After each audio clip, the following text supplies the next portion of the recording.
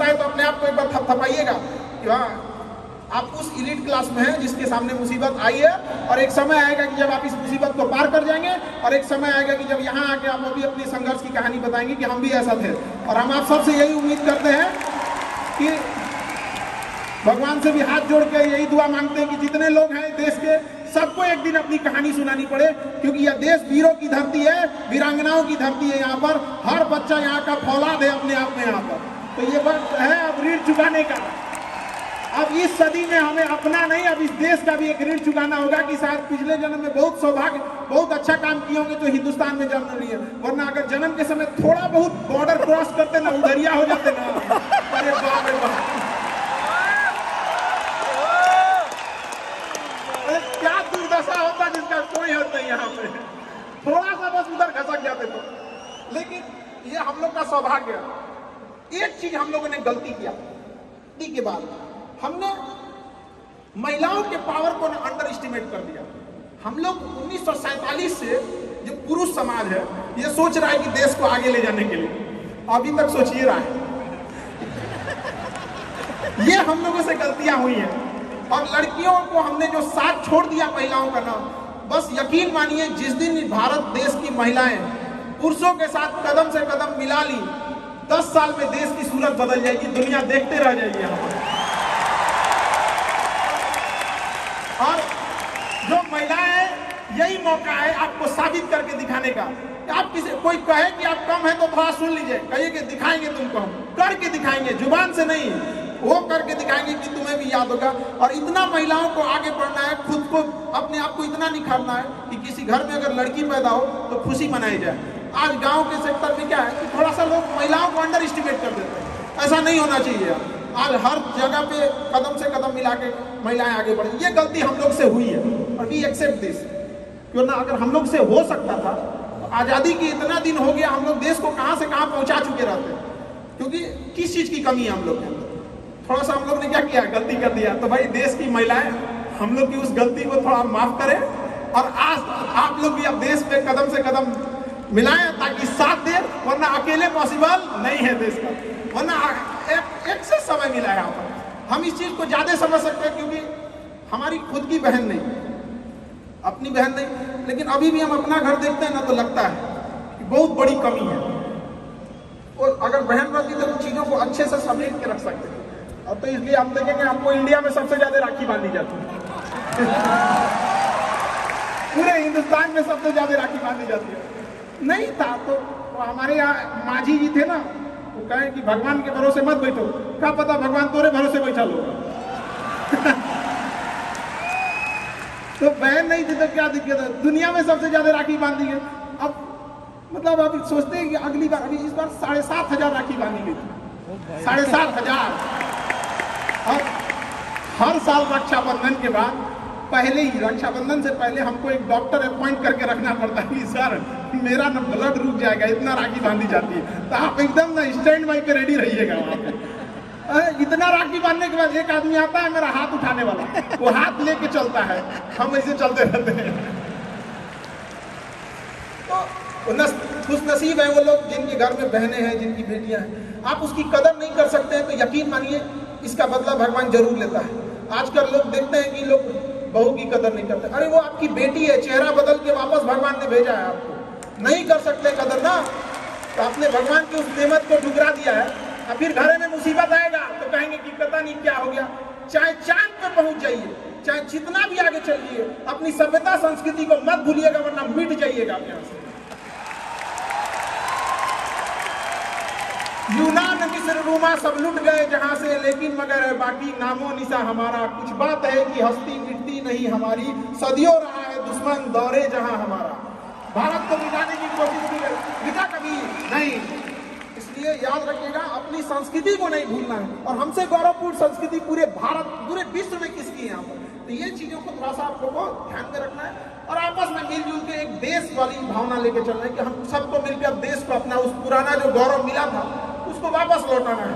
और आप लोग आगे बढ़ेंगे, युवाओं में है, आप जिधर युवा चलते हैं उधर ही सब कुछ चल देता है। आप तलवारों के साए पर इतिहास हमारा बनता है, जिस ओर जवानी चलती है उस ओर जमाना चलता है।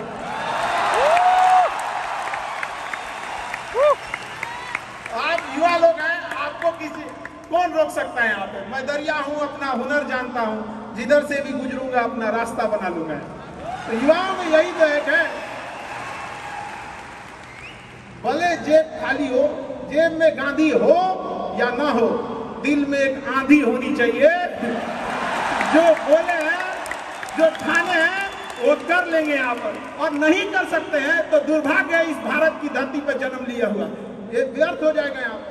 तो एक कहानी लिखना है जो आगे जाके सबको सुनाना है, और हर उस घर में 2 किलो अलग से मिठाई जाएगी जिस घर से आवाज आई थी कि इससे नहीं हो सकता है, अलग से एकदम। ले भैया, तेरे लिए स्पेशल है यहाँ पर। एकदम तारीफ करने वालों की कमी हो जाए, जलने वालों की कमी नहीं होना चाहिए।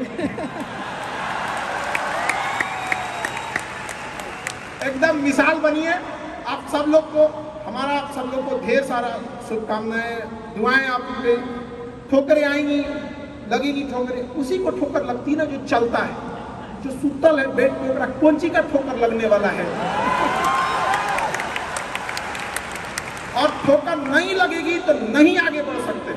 कामचोरों से तो इंडिया परेशान है, जो कुछ नहीं करता वो भी संडे को आराम करता है। अरे तेरे लिए कोई टिका संडे है, काम बस ईमानदारी से कीजिए। हम लॉकडाउन का एक छोटा सा एग्जांपल देते हैं। हमारे यहाँ एक लेबर था, जो भी काम करते हैं लेबर लोग, उनकी बहुत दुर्दशा हो गई लॉकडाउन में। रियल में एक्चुअली उनके साथ प्रॉब्लम क्या है ना, they don't have backup money. वो डेली कमाने वाले हैं, डेली खाने वाले हैं। उनका अगर 10 दिन का दिहाड़ी बंद हो गया ना तो उनके लिए बहुत दिक्कत आ जाती है। और लॉकडाउन में बेचारों के साथ क्या हो गया, अब इतनी पॉपुलेशन है, गवर्नमेंट भी कितना को देख सकती है, एक लिमिटेशन है वहाँ पर। तो उसके साथ बहुत दिक्कत आ गया। तो हमसे बेचारे, हम भी लॉकडाउन में खाली बैठे थे, तो हमसे बोले कि देखिए एक तो काम नहीं मिलता है, मिलता है तो हम लोग को महीना में 20 दिन मिलेगा, 22 दिन मिलेगा, तो हम लोग के पास बैकअप नहीं होता है। उसको हमने एक छोटा सा बात बोला कि भाई देखो, एक काम बस मेरा 1 महीना करके देखना, नहीं अच्छा लगे तो छोड़ देना। काम पे जाते कितने हो? तो बताया कि 8 बजे जाते हैं। अलग अलग शहर में वो काम करने वाले मजदूर जो आते हैं, मिस्त्री, उनका टाइमिंग अलग अलग हो सकता है। हमारे यहाँ 8 बजे आते हैं और फिर दोपहर में लंच करते हैं, शाम में 4-5 बजे, 5 बजे चले जाते हैं। तो वे 8 बजे के काम में आप कितने बजे जाते हो? कहा कि सर वही पहुँचते पहुँचते 7:15 हो जाता है, खैनी उनी बनाते चाय पी के 8:30 हो जाता है। हमको एक बात बताओ, ये आधा घंटा तुम किस में काटे? कहा कि जहाँ काम करने का है ना उनके में से नहीं, यही इस गड़बड़ है। आप अपनी जिम्मेदारी में से आधा घंटा काट लिए थे, आप वहाँ 15 मिनट पहले पहुँच सकते थे। तो क्या बोलते हैं मास्टर, पगला गए हैं लोग भाई। देखिए तो 1 महीना काम करके देखो, बस तुम आप 15 मिनट पहले पहुँच के देखो, वो इंसान 15 मिनट पहले पहुँच जाता, 5 मिनट पहले ही काम चालू कर देते बाकियों के आने से पहले। लंच पे जाते थे तो जब सब चले जाते थे 1-8 मिनट लेट से लंच जाते थे, कुछ नहीं होने वाला है। 1-8 मिनट लंच खत्म होने से पहले ही चले आते थे, बाकी लंच खत्म हो गया 10 मिनट बाद आ रहा, वो लंच खत्म होने से 1-8 मिनट पहले ही चले आते थे। जब सारे लोग 5 बजे चले जाते थे तो 5:05 पे जाते थे। तो हमसे कहें कि खान सर ये आप बता रहे हैं, नहीं बहुत पटांग बात बता रहे हैं आप। तो भैया 1 महीना काम कर लो, हाथ जोड़ लेते हैं।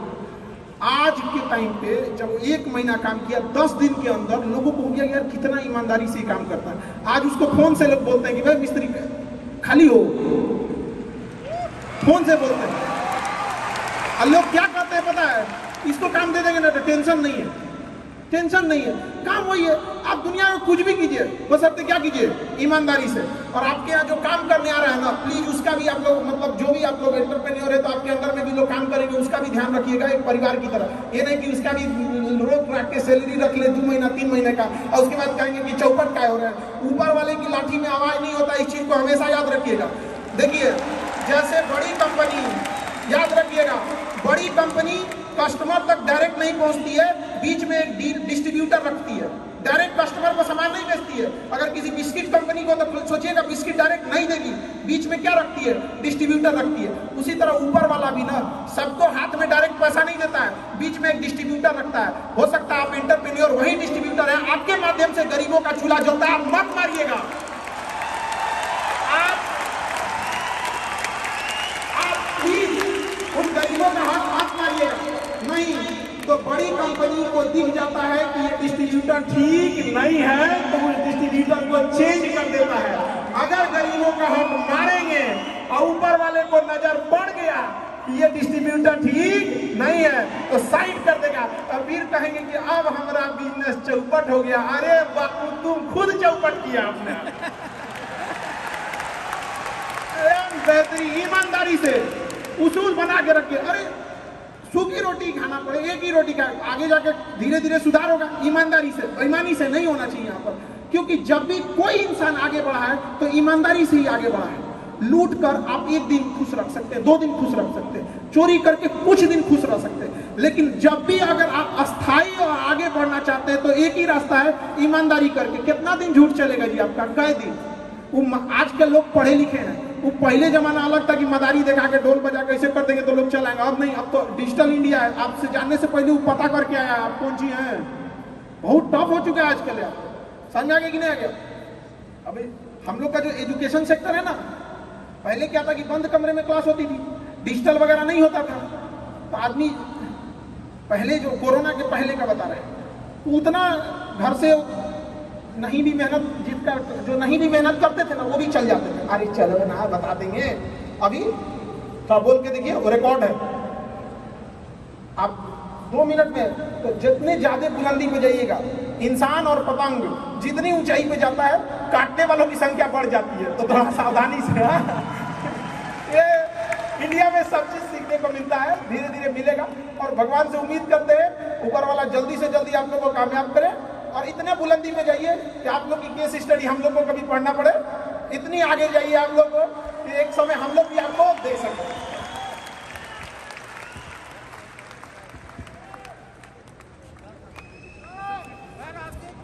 हमसे क्वेश्चन